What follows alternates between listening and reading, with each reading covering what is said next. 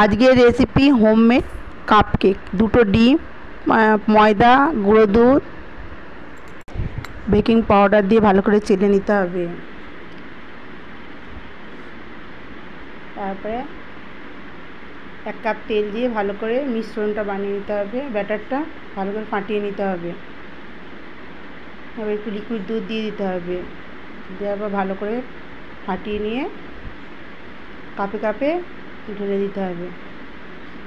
ঢেলে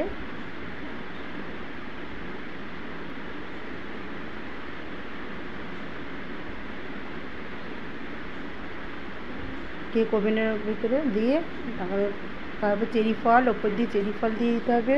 ঢাকনা দিয়ে রেখে দিতে হবে 10 মিনিট। 10 মিনিট পর মাঝে মাঝে খুলে দেখতে হবে, চেক করে।